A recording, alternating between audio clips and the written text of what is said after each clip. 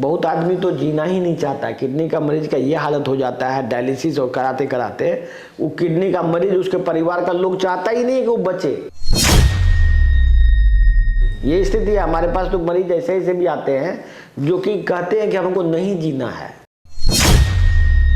आज हमारे साथ फिर से जुड़े हुए हैं डॉक्टर विजय राघवन सर। आपने पिछली वीडियो को देखा होगा, उसमें डॉक्टर विजय राघवन सर ने किडनी के बारे में डिटेल से बताया था। उम्मीद करता हूं आप लोग अच्छे से उस वीडियो को देखे होंगे और काफ़ी कुछ आपको जानने को मिला होगा। और आज की इस वीडियो में डॉक्टर विजय राघवन सर हमारे साथ हैं और किडनी के जो भी पेशेंट थे उन्होंने जो क्वेश्चन किया था वो सर से जानने का कोशिश करेंगे। तो सर, क्रिएटिनिन लेवल बढ़ने का क्या कारण हो सकता है, ये एक मरीज का क्वेश्चन था। क्रिएटिनिन लेवल जो बढ़ता है ये बेसिकली किडनी फेल होने का कारण, किडनी फेल होने से ही होता है जी सर। और कुछ लोग जो स्पोर्ट्स का मेडिसिन खाते हैं, जैसे कि कोई जिम वगैरह करता है, वहां पर जो प्रोटीन खाता है, क्रिएटिनिन करके प्रोटीन होता है, उससे भी क्रिएटिनिन लेवल बढ़ता है। यही दो कारण है। लेकिन यदि क्रिएटिनिन लेवल आपका बढ़ा है तो निश्चित रूप से किडनी फेल है। किडनी फेल होने से ही क्रिएटिनिन 90% ऑफ द टाइम बढ़ता है। जी सर। एक दूसरे मरीज का क्वेश्चन है सर कि क्रिएटिनिन स्तर जो है वो बढ़ने पर वो क्या करेगा सर? क्रिएटिनिन जैसे ही बढ़ा आपका, मान लीजिए किसी का क्रिएटिनिन 1.5 हो गया, प्राय 1.25 नॉर्मल क्रिएटिनिन लेवल होता है मैक्सिमम। ज़्यादातर लोगों का क्रिएटिनिन बढ़ने का कारण होता है कोई मेडिसिन। वो जो मेडिसिन खा रहा है, जैसे कि कोई डायबिटीज का मेडिसिन खा रहा है, कोई ब्लड प्रेशर का मेडिसिन खा रहा है, कोई दर्द की दवा खा रहा है, कोई बुखार की दवा खा रहा है, कोई किसी भी तरह का, बहुत आदमी मेंटल इलनेस का दवा खा रहा है, बहुत आदमी को दुकान से खरीद के दवा खाने की आदत है। जी सर। वो यदि कोई भी दवा खाते हैं तो दवा को इमीडिएटली बंद करना है। जी सर। क्योंकि वो सभी दवाई, जो दवाई आप, बहुत आदमी ये सोचता है कि जैसे किसी को डायबिटीज है, वो ये सोच रहा है कि डायबिटीज की दवा खाएंगे तो मेरा किडनी बच जाएगा। लेकिन ऐसा होता नहीं है।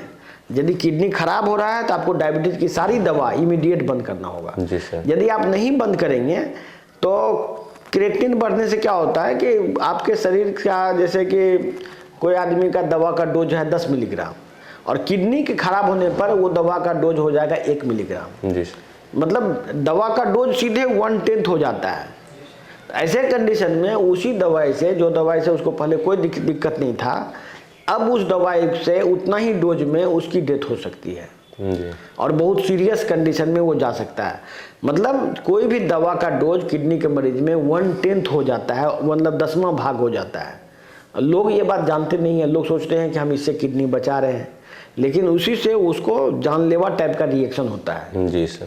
और इसीलिए उसको इमीडिएटली बंद करना है। सबसे पहले दवा को बंद करना है, प्लस भोजन में जो भोजन कर रहे हैं उसमें भी आपको बहुत ज़्यादा सीरियस चेंजेस लाना पड़ेगा, जिससे कि आपको उल्टी नहीं आए, किडनी और ख़राब ना हो। ये सब चीज़ का ध्यान देना होगा। और सर, किडनी ट्रांसप्लांट से पहले कौन से उपाय किए जा सकते हैं सर?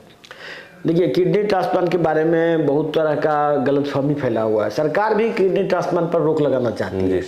सरकार अभी डायरेक्ट बोला है कि कोई भी आदमी किडनी को खरीद फरोख्त नहीं कर सकता है। कि पहले क्या होता था कि किडनी के नाम पे कोई भी ऑपरेशन करके किसी भी आदमी का किडनी किसी को लगा दिया जाता था। लेकिन अब सरकार बोल दिया है कि सिर्फ अपना ब्लड रिलेटिव ही किडनी डोनेट कर सकता है। मतलब सरकार किडनी ट्रांसप्लांट को रोक लगाना चाहती है। सरकार नहीं चाहती है किडनी ट्रांसप्लांट हो। इसका सबसे बड़ा कारण है किडनी ट्रांसप्लांट सक्सेसफुल प्रोसेस नहीं है। यदि कोई आदमी किडनी ट्रांसप्लांट करा भी लेता है तो उसको 2-3 साल जिएगा। ऐसे डायलिसिस में भी उतना जी लेता है, तो कोई एक्स्ट्रा बेनिफिट नहीं है। प्लस दूसरे आदमी से जिससे किडनी लिया गया है उसका भी लाइफ ज़्यादा दिन चलता नहीं है। एक तो किडनी ट्रांसप्लांट एक बकवास प्रोसेस है और ये गरीब आदमी के बस का नहीं है, और प्लस सक्सेसफुल मेथड नहीं है। जैसे ज़्यादा दिन जी नहीं सकता हो, तो इसीलिए किडनी ट्रांसप्लांट नहीं कराना चाहिए। आपको डायलिसिस और मेटाबॉलिक उपचार से ही किडनी का इलाज कराना चाहिए। जी सर, ये बात है। और सर, मेटाबॉलिक ट्रीटमेंट लेके सर कोई पेशेंट जो है वो ट्रांसप्लांट को रोक सकता है, किडनी ट्रांसप्लांट को? नहीं, किडनी ट्रांसप्लांट करा के भी वो फायदा नहीं है उसको। किडनी देखिए, किडनी के मरीज को क्या होता है, किडनी पर उल्टी आता है, उसका पूरा शरीर फूल जाता है, वो जी नहीं सकता, मतलब वो जिंदा नहीं रह सकता, अब ज़्यादा दिन तक जी नहीं सकता है। जी सर।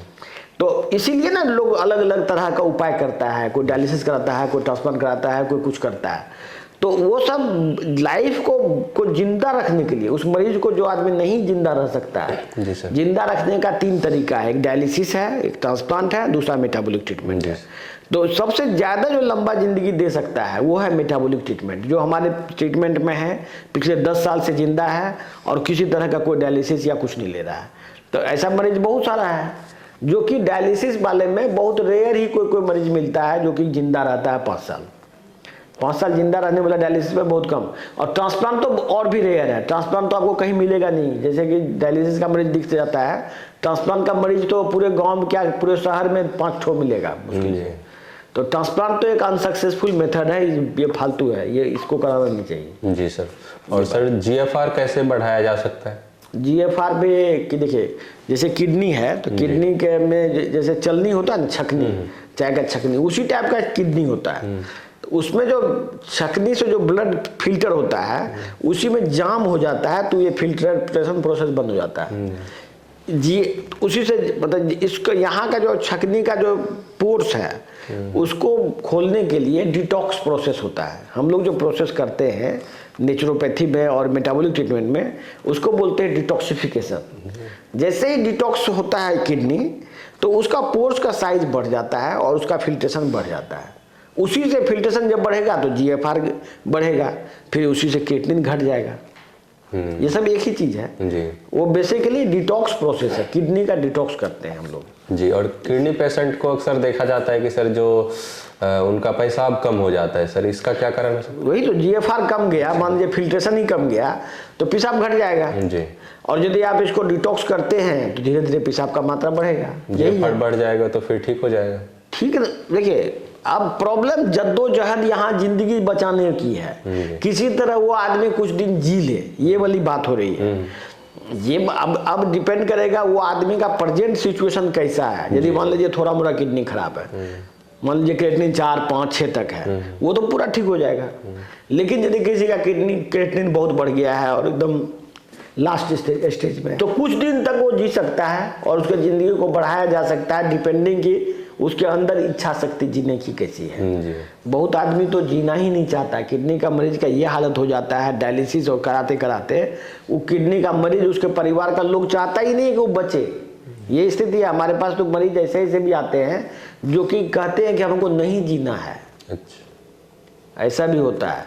उसके इच्छा शक्ति पर डिपेंड करेगा वो कितना जी सकता है। जी सर। और कुछ नहीं है। और सर किडनी मरीज अगर कोई है तो वो घरेलू उपचार से ठीक हो सकता है सर? तो ये घरेलू उपचार क्या होता है? घरेलू उपचार से मरीज ठीक नहीं हो सकता। कोई भी घरेलू उपचार जो होता है वो अनसाइंटिफिक और ये क्या बोलते हैं उसको, आधा अधूरा इलाज है, जो बहुत लोग ज्ञान बांट रहे हैं यूट्यूब पे, जिसको कि यूट्यूब खुद ही बैन करता रहता है। बहुत आदमी कुछ सलाह देते हैं, कुछ लाते हैं, लेकिन ऐसे गंभीर बीमारी में जिसमें कि मौत उसके सामने खड़ा है, वो किसकी बात मानेगा? मरीज तो ऐसे थोड़े किसी का बात मानेगा तो वो थोड़े नहीं ठीक हो जाएगा। किडनी का मरीज का समझिए मौत होने ही वाला होता है, वो आदमी मौत के सामने खड़ा है, तो उसमें वो घरेलू उपचार क्या फॉलो करेगा? उसको तो कोई साइंटिफिक एस्टेब्लिश ट्रीटमेंट चाहिए ना। ये बात है। तो आपने देखा डॉक्टर विजय राघवन सर ने किडनी के बारे में जो भी क्वेश्चन आपने किए थे उनका बहुत अच्छे तरीके से जवाब दिए। उम्मीद करता हूं आपको ये वीडियो पसंद आया होगा। अगर आपका कोई भी सवाल है तो आप कमेंट बॉक्स में लिख सकते हैं। तब तक के लिए धन्यवाद।